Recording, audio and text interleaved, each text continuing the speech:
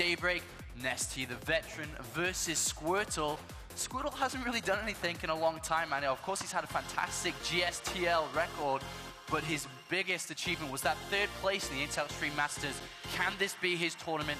Can this be his championship? Well, certainly could be, man. Both players have loaded up on the map once again. The map is Daybreak. Are you guys excited for this match? In the bottom left-hand corner, the map is Daybreak. We have the creator of the entire universe. It is IM's NesTea.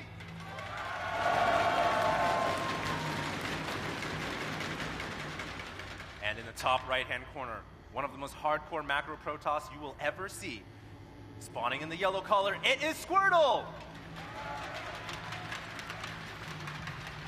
And oh boy, are we in for a fantastic series. We actually saw NesTea, he did drop the series against Naniwar in the MLG Winter Arena, which was very surprising for a lot of players. Has shown weakness in this matchup recently, but this tournament has shown strength. He went 2-0 versus Tails, and also 2-1 versus Parting just in the group stage. Showed us some fantastic Roach aggression, and the thing is that the way you deal with that Roach aggression does rely on force fields. But what NesTea's been doing is getting Burrow. He's been getting Tunneling Claws and just neglecting those force fields going straight underneath.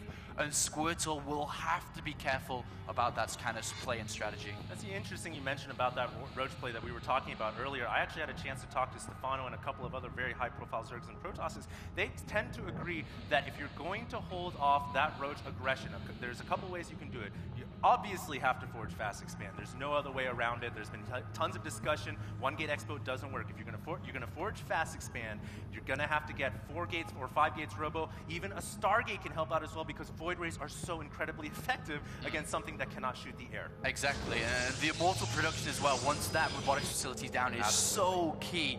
And we do see Nexus first coming down by Squirtle. You know, of course, a fantastic choice here on this map, and we do see the spawning pool first by NesTea, followed by the hatchery.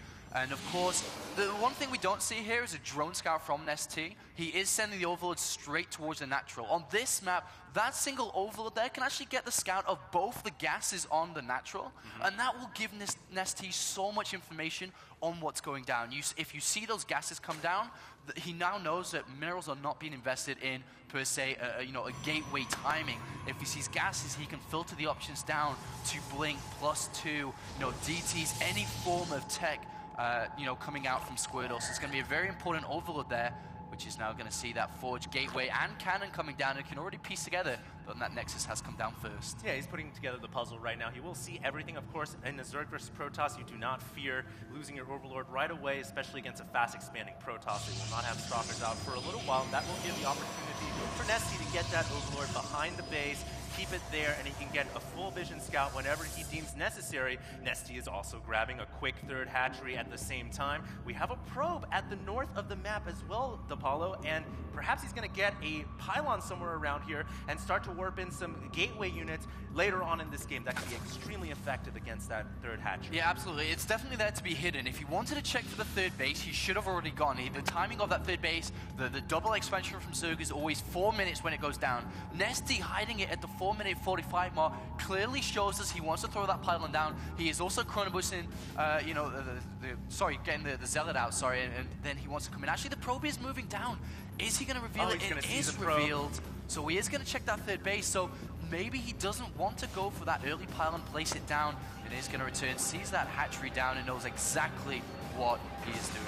I really like how NesTea kept his Zergling at the 3rd as well. It can prevent any type of Forge Cannon harass, which is so annoying if you're a Zerg player. I've lost many a 3rds to that kind of play. If you're not going to have an Overlord there, the Zergling is a perfect secondary option. It will be able to ward away the probe. Meanwhile, Squirtle taking control of the Xel'Naga Tower outside of his base, and with the Zealot and the probe, that probe will remain safe, and the tower will remain under the Protoss control.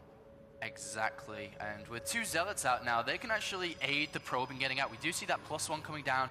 Is not chrono boosting it yet, so he's not rushing to get that out. I'm just going to check the chrono boost of the main Nexus, and it is at 50, so he does have the opportunity to chrono boost into that Forge, but it is not happening yet. He's actually not doing anything with that chrono boost, and we do see that probe now finally in the top left. 2 Zealots coming down, a little bit of pressure here. Currently only 1 Zergling out, the Roach Warren coming down, and there are the 6 Zerglings. Still not enough, though, to beat these 2 Zealots. Now, I do want to to call to your guys' attention, 0 gas for NesTea, but he just started his extractors. Everything, all signs point to the mass roach build that we've been talking about. He's going to max out on roaches at 12 minutes. You need to get the second and third Vespene geysers now so you can get the roach horn, the lair, get the speed, get the +1 weapons, potentially burrow as well. And if NesTea's on point here, which everything looks like he is, he can get a lot of roaches out and begin the attack at the Protoss natural. And the Overlord now is going to move up here to spot the Pro-Van pylon, but there's no aggression coming from this. It's more like playing into what should happen here. As you can see, the +1 is not near completion. He's spending the Chrono Boost into the Nexus here,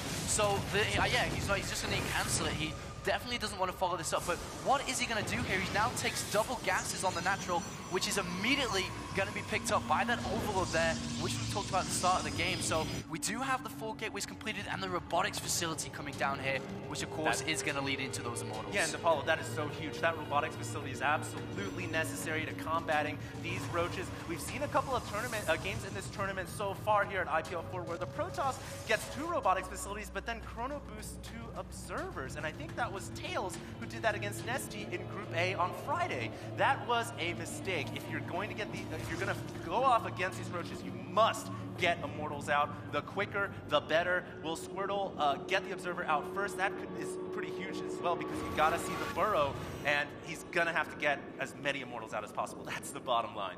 And we do have this force moving up here, HD, and there's actually no detection whatsoever. If he cuts down left now, it will come into range of the Xel'Naga Tower, but if he continues to go north here, and there is the pylon planting down, he has completed that +1 attack. Units are now revealed. 2 Stalkers on the bottom right here too are going to pick up an Overlord, which was there to pick up the scout of that third base, but Lings do come in here. Speed is being done, but what we notice here is late speed because he invested in going to the lair earlier before speed, before anything else here. That means he will have the roach speed a lot faster, but if anything happens now, he only has slow Lings, slow roaches, and unupgraded. I love how NesTea's throwing up a couple of crawlers at the third as well. This mass roach play, one of the things that can throw a wrench in that build order, kind of stop the machinery from turning, is an attack with these Zealots and Sentries at the third, and he's going to cover his base by placing crawlers there. We do have the macro hatch on the way at the same time, and Squirtle now opting to go for the Twilight Council, so we're probably going to see blink technology coming out here, which can also be another way to combat the roaches, but you do need a lot of stalkers. Yeah, indeed, and he hasn't got that many yet. I mean, he's definitely going to be unlocking the tier 2 upgrades, so we can go straight into +2 attack here, but there is that third base going down, so this stint of units in the middle of the map is in a very dangerous location. Even though he's added on extra gateways so he can continue to warp in, NesTea's roach count is climbing high. He's at 70 drones, he's 16 roaches, 12 more in production. Roach speed is almost done. We also have Burrow too.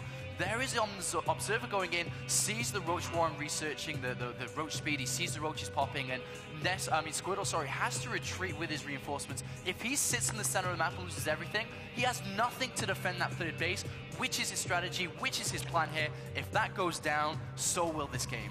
All right, well, those roaches are starting to pile up in number. There was a slight supply block from NesTea, but he was able to clear it, and now he's going to begin to max out on those roaches, looking really good at hitting that 12-minute timing that we're talking about, Diapollo. And how in the world do you think Squirtle is going to be able to hold this off? He doesn't have any cannons. I think he's warping 1 right now. The roaches are beginning to make their way in. The stalkers are ready to go. Do you think, Diapollo, that Squirtle can hold this off? Right now, yes, he can. He has a lot of energy because he hasn't wasted any units. He hasn't wasted any energy on the sentries, so he has a lot of force fields. He also has a cannon tightly blocked in there.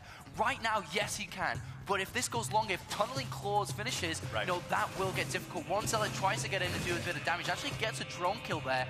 The Roach will get rid of it. Is he going to get a second? Yeah, he gets a second there, which is pretty awesome. But now we do have 2 Immortals. They are going to be key. A third one on the way, +2 attack near completion too. So this is looking okay.